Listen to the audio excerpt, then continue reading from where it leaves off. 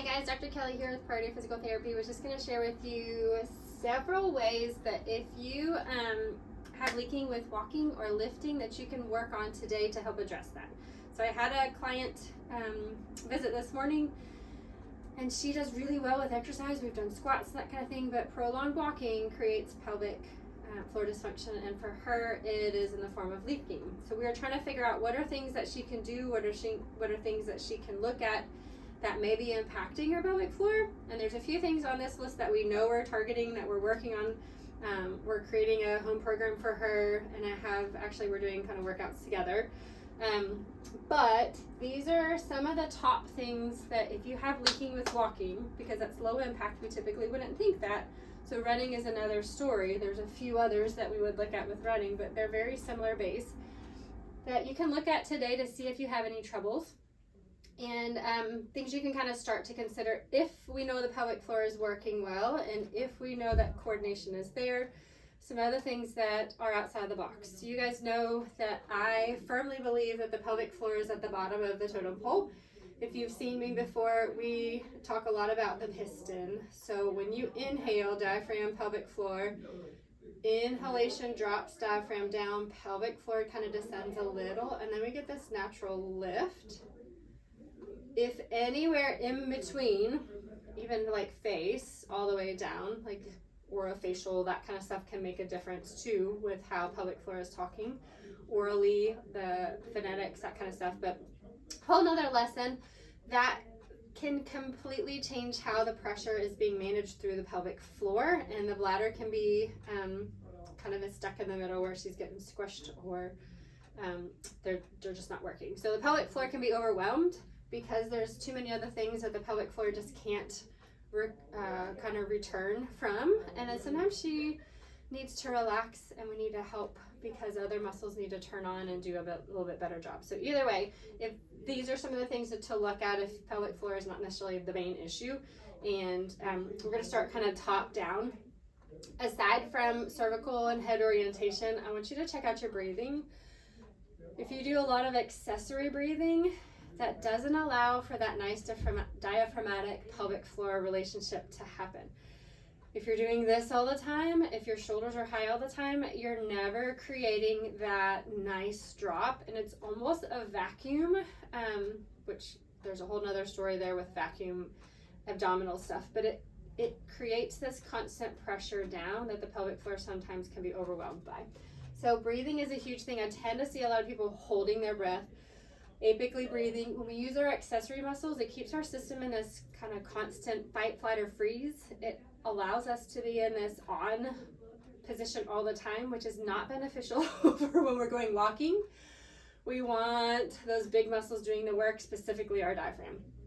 If you are really tight in your back and you're not actually getting rotation through thoracic spine, and it has to come elsewhere, if there's a lot of like pelvic shifting and not a lot of thoracic rotation, that once again can kind of change the mechanics of the intra-abdominal pressure of that canister piston system.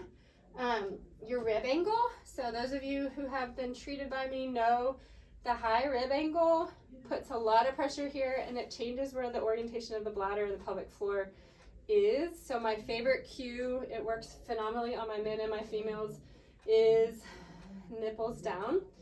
Ribs down also work too, but can you see how that just automatically softens my back? And then it just puts things in better alignment. So a high hinge point is where we tend to kind of arch here, because if we've been pregnant, it's easy just to fall back into that pattern, especially if we've not worked on alignment or weight shifting and finding.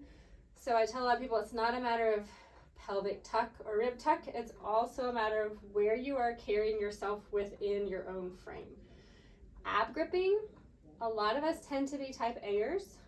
A lot of people who find me have similar personalities as myself, where we tend to just be on. Sometimes that upper ab gripping is kind of just like that paradoxical breathing where there's constant pressure downward and that pelvic floor just can't do any more than what she's already doing. So making sure you're able to turn that off, not be like poochy, but also not be so bracing and so on that someone's about to come impact you, that you're able to soften and just be active without being tonic, without being super engaged. So lower abdominal weakness kind of flows with this too. One, if we tend to shift here, it automatically puts that in a bad position. So finding all the postural pieces, the rib angle, the breathing, turn off the abs, and then working on finding that lower abdominal zip can sometimes make a huge difference too, because once again, that's a sister muscle to the pelvic floor and it lifts that pressure off of her. Hard to do when you're walking, but something to consider. Like, just make sure you're not pushing and bearing down and out, especially hiking up hills or controlling yourself down the hills.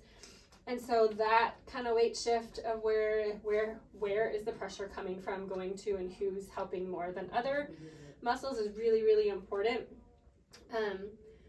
And sometimes just getting on the floor and doing some specific abdominal strengthening so your brain and your body know, hey, I'm there. Help me use you and turn me on.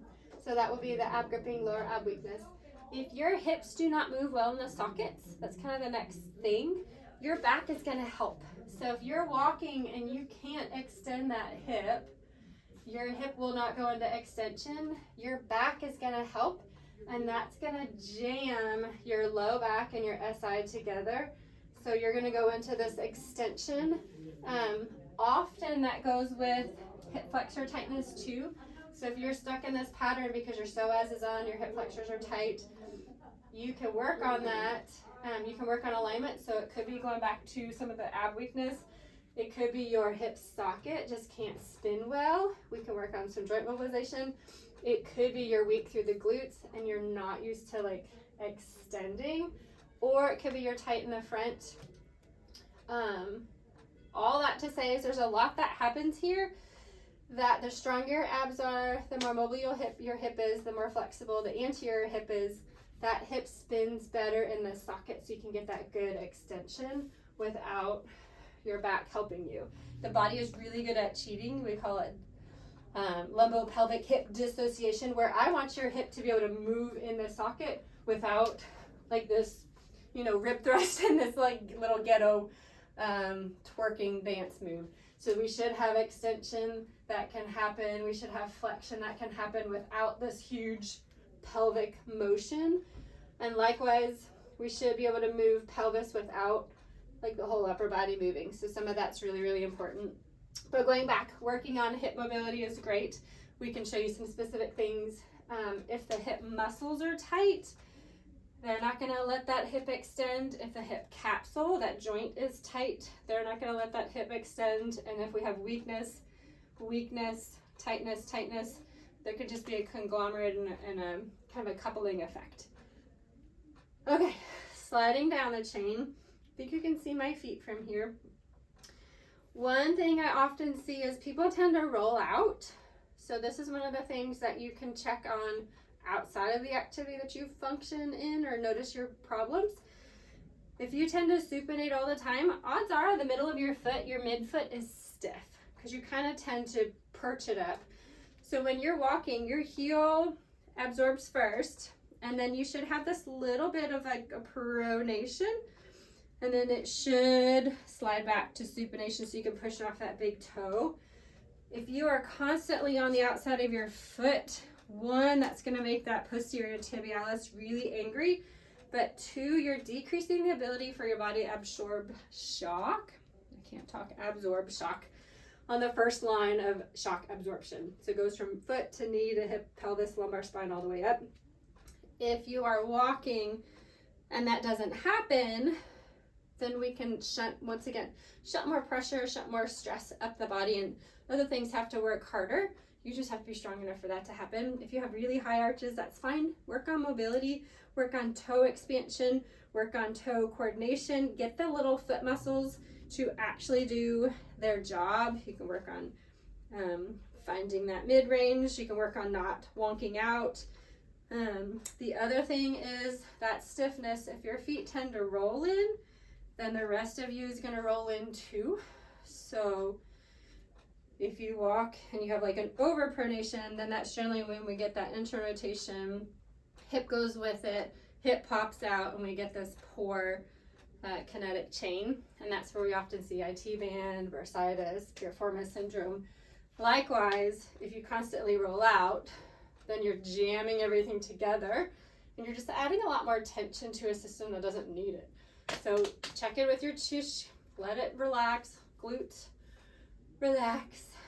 They should be off. Your butt should not clench when you're standing. If you generally tend to stand and they're clenched, weight shift back, find that tuck, relax them. If you tend to stand here and you notice, oh, I'm a little tight, see if you can play with your feet, play with your posture. It should be easy for you to stand. I don't want you working so hard. So backtracking again, if we know your pelvic floor is good, turns on, turns off, coordination is decent, the strength is good, we can get activation for 10 seconds, 10 times supine, standing, we can check it. Then these are the other things, the other pieces of the puzzle that if you have not addressed, if you don't know to address, I would almost guarantee that we can definitely move the needle even within a matter of a couple weeks on getting you leak and pain-free even. Sometimes, once again, that pelvic floor is overactive, so that can lead to pain with other things. Sexual activity, intimacy, tampon use, bowel movement dysfunction. So once again, these are important even if you don't leak, even if you have gut issues, constipation, pain with sex, all those fun things. So if you need help, there are a lot of us pelvic floor PTs out here. We don't want you to be scared to ask for help. We don't want you to be scared to ask questions. Our niche is a lot bigger than it used to be. So please find one of us, because I guarantee if we can't get rid of the problem, then we can significantly improve it. Thanks again for watching. We'll talk to you guys soon. Bye.